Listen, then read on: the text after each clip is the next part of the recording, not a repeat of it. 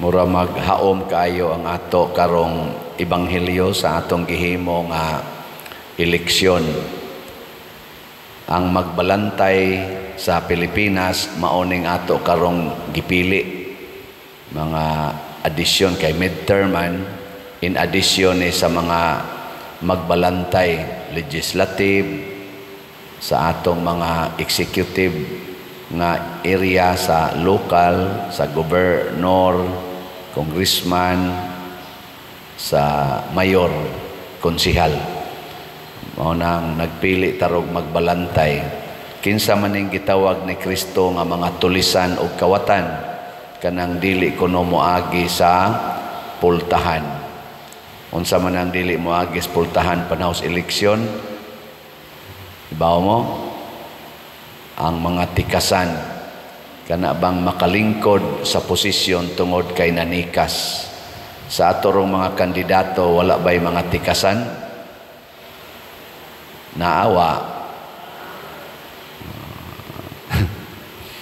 Ang common kay natong tikas, kana yung vote buying o kanang dagdag bawas niya. Karon murag muna giduda-dudahan nga basin o mahitabo gid ni gani sa mga observations na amang gyud ang vote buying. Gani dili na kinamangay, binarugay na ang vote buying. Ano bang magbarog ba kay maglinya? Nakita na nato sa atong mga mata, why nibadlong, why nagpakabana ambot og ngano niya. Ang dagdag bawas na na nag-accuse ana diha pinaagis atong machine. Mga igsoon, si Kristo nag-warning na nga ang tao nga dili moagi sa pultahan mupatay og mupatibulaag sa mga karnero. So kinisang atong mga opisyal sa gobyerno nga manikas, mupatay o mubungkag natong mga Filipinos. Sa Team Marcos o Team Duterte, hain kaani nila ang naghiusa sa atong mga Filipinos. Team Marcos o Team Duterte. Atong iampo nga ang mulusot unta karon kana gyung muhiusa sa mga Pilipino. Munang niingon si Jesus, ako ang pultahan.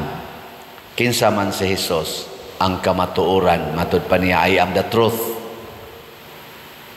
I am the life. Munang kining mga kandidato nga mga pro-life o pro-truth, mauni sila ang atong manluluwas sa atong nasod. Nya kasagaran ra ba aning mga pro-life o pro-truth, dili ra ba nimo daog? No? Ako nahuman akong butar. Ana ko ikuan. Nisayo ko dito sa naraman dia unahan. Di pa kayo daghan, pero nag-anam nagkadaghan. Nag-ampo ko nga, ingon ko nga, karon ang katawhan gitagaag higayon nga mopili. Mao ni ang pultahan. Naot unta Ginoo nga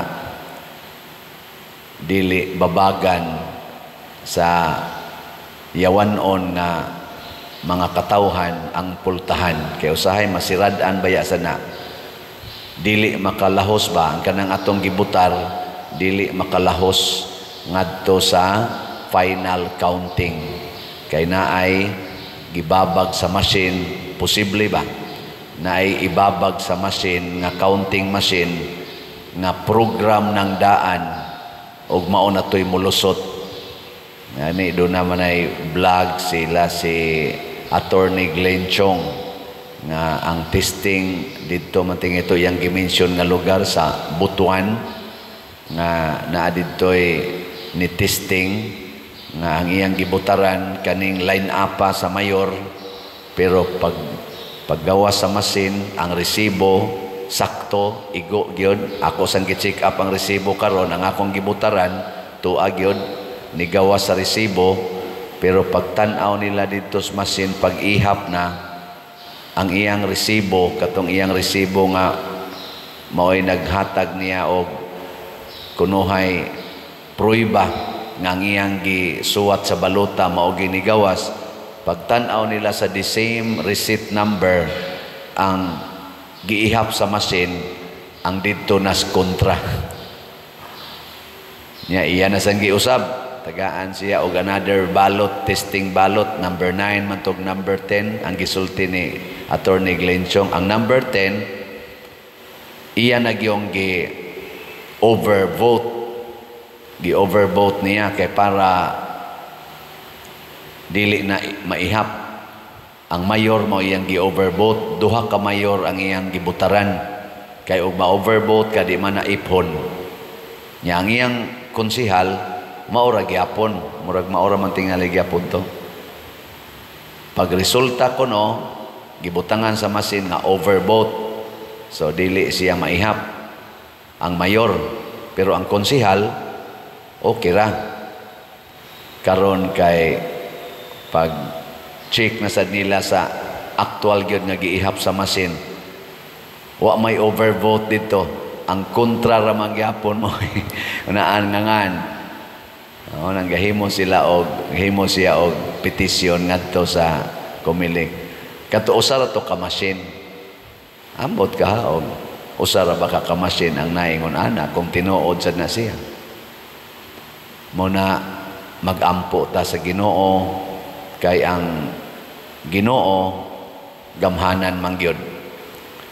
Nga bisan pa tingali mudaog ang dautan, kung daghan na kaitang nagampo kitang mga Katoliko dinis Pilipinas, magampo ta alang sa hustisya, kamatuoran o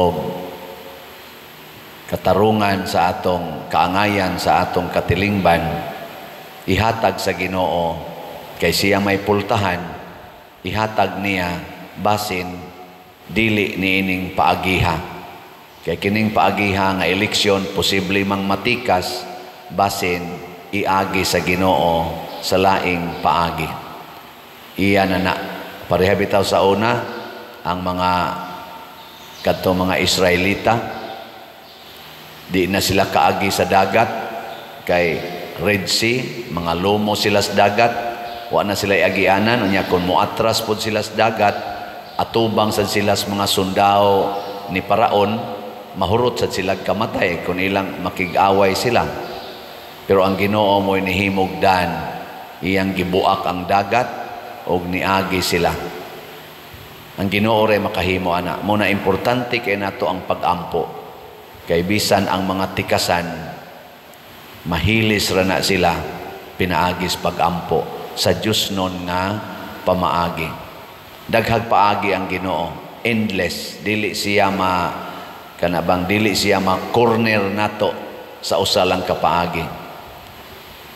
Ang Pilipinas gimahal nis Ginoo kay niya dinhi ang daghang debosyon, pero kita lang mga Filipinos wa pagyud makaamgo nga naa tay dako kaing treasure nga ang atong tinuod nga magbalantay dili ning mga politicians, dili ning mga inila nga mga partido ang tinuod natong magbalantay ang Ginoo. Muna dangop gid ta ros Ginoo, magampo ta, magpuasa ta aron nga mahimong epektibo ang atong pag-ampo. Ipakita nato sa Ginoo nga muila na gid ta na kunwa siya, wa gid tay mahimo. Lingay mong tupad. Inanisalig ka sa mga politisyan, nanisalig ka, pulos gina sila di kasaligan o guway Ginoo. Muna sa atong unang pagbasa, gibutang dinhi nga si Pedro wa na siya mosubay sa gilatid sa ilang mga leaders sa mga Israelita. Matod pa niya, kadtong mga mananap nga giisip natong hugaw, giingnan ko sa Ginoo, ayaw isipang hugaw ang gipili sa Ginoo. Posible nga naataroy mapili nga mga kandidato nga doon na tayo usahay judgment nga hugaw man ni siya, bati man ni siya.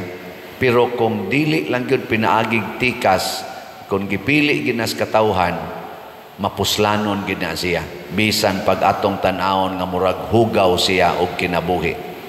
Kay wa kunoy hugaw basta gipili sa Ginoo.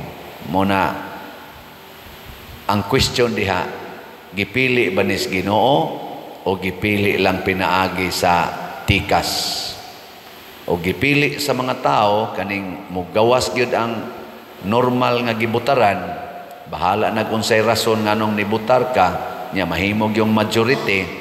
Amo na gitawag sa Latin nga vox populi vox Dei. Ang tingog sa katawhan mao'y tingog sa Dios. Pero kung gitikas nya nagampo ta, muhimo ang Ginoo sa iyang aksyon kung kinsa gitinuod niyang gipili. Parihan ni Moises, gihingin lang siya dito sa Ehipto kay nasakpan siyang wa na mutuman sa pamalaod sa Ehipto.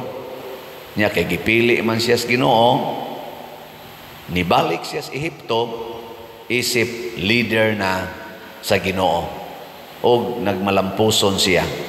Gihingin lang siya kay dili siya dawaton isip leader, anak ni Paraon, gi-reject na siya, pero gibalik siya ngadto aron mahimong leader.